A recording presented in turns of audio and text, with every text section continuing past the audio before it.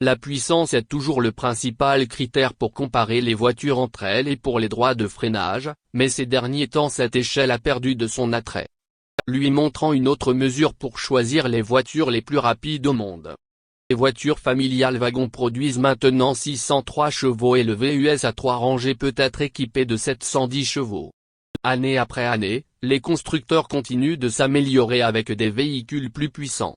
Cependant, quelques constructeurs continuent de courir après une autre norme plus rare, la vitesse maximale. On m'a envoyé.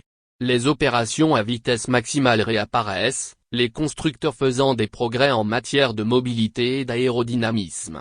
Comme les records de tours, courir à une vitesse maximale est juste pour se vanter, il n'y a aucun incitatif à posséder l'une des voitures les plus rapides au monde.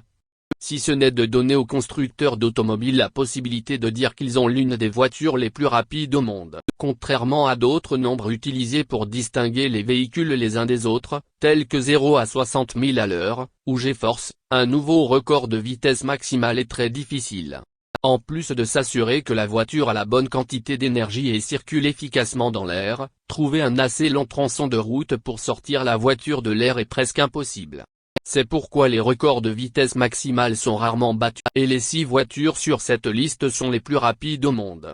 La plupart des véhicules ont établi des records de vitesse maximale, tandis que quelques-uns réclament des numéros de vitesse maximale. On m'a envoyé. Tuatara de SPC à une vitesse présumée de 316 000 à l'heure. On m'a envoyé. Les derniers chiffres enregistrés par le SSC Tuatara à vitesse maximale étaient de 300 mph. Plus élevé que le nombre initial de 265 mph lorsque la voiture a été officiellement dévoilée. Avec un moteur V8 de 5,9 litres doté d'un double turbocompresseur capable de réduire la puissance de 1750 chevaux en travaillant sur le carburant E85. Il n'était pas impossible d'atteindre cette vitesse.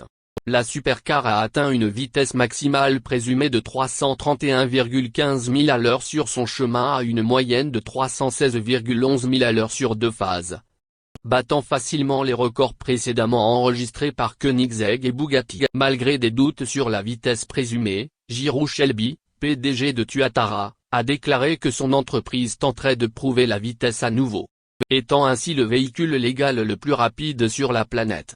On m'a envoyé. Bugatti Chiron Supersport 300 plus 304 mph. On m'a envoyé. En août 2019, Bugatti a dirigé le NSC Venom F5.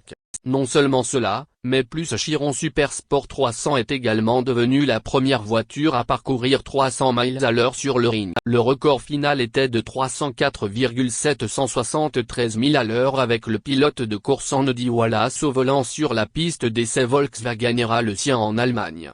Bugatti détient la couronne en ce moment, mais le fabricant peut sauter la course. Dans une déclaration, le fabricant a déclaré qu'à l'avenir, il se concentrerait sur d'autres domaines. Seulement 30 de ces moteurs 4 turbos, 8 litres et 16 cylindres seront produits à un prix frais de 3,9 millions de dollars la pièce. On m'a envoyé. NSC Venom F5 à une vitesse présumée de 301 000 à l'heure. On m'a envoyé. NSC Performance Engineering était auparavant responsable de cette liste avec Venom F5. Derrière le record Venom GT, la F5 affiche une vitesse théorique maximale de 301